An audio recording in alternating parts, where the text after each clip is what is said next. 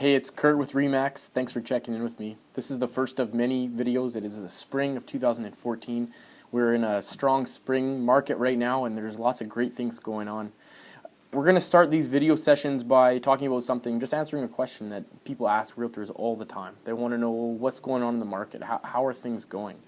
Generally, the response that realtors give to that is very subjective. It's a reflection of how that individual realtor is performing or doing, because that's their business. That's how they provide for their family. So it influences the response that they give.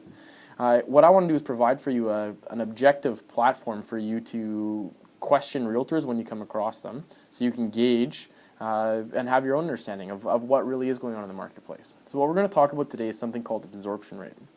Absorption rate is a very simple reflection of whether we're in a buyer's market or seller's market. I'm sure you've heard that term before, buyer's market or seller's market, but what does that really mean? I think on a basic level everybody understands that a buyer's market just creates great opportunities for buyers, and seller's market is great opportunities for sellers. But how do you gauge that? How do you know where we are?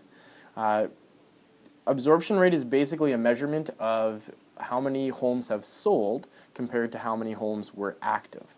So in a 30-day period, if you had 10 homes that sold and there were 100 that were active, it would be a 10% absorption rate.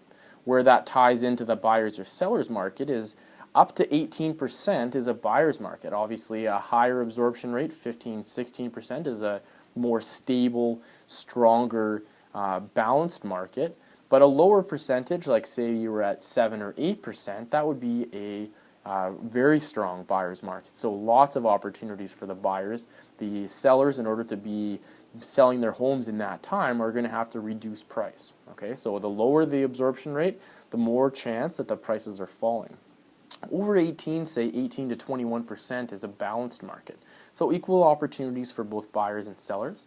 And then over 21% is where we have a seller's market, which we haven't seen a lot of seller's markets in the last 6 or 7 years, since 2008, but there definitely have been a few times. We've been in the balanced market in the Fraser Valley several times, mostly in 2009, 2010. We had some consistent times then when we were in a balanced market, but since then, we've pretty much been in a buyer's market with low teens as kind of the general absorption rate. In fact, last year, the absorption rate for the whole year across the Fraser Valley was around 13%. So where are we now? Last month we had a 16% absorption rate in the Fraser Valley, which is pretty strong, pretty good numbers. It feels like a warm market compared to a low percentage that we've had, in previous years. But that's different. That's a very general term. We're talking about Fraser Valley real estate, but really we live in different areas within the Fraser Valley, different neighborhoods. For instance, Abbotsford had a 23% absorption last month, which, again, even within Abbotsford, you could break it down. There are different property types, there are different price ranges in different neighborhoods that all have different reflections or different absorption rates. So if you have any interest in having a conversation further about absorption rate or where your neighborhood is at, I'd love to chat with you. Otherwise, stay tuned for next time. Thanks for checking in.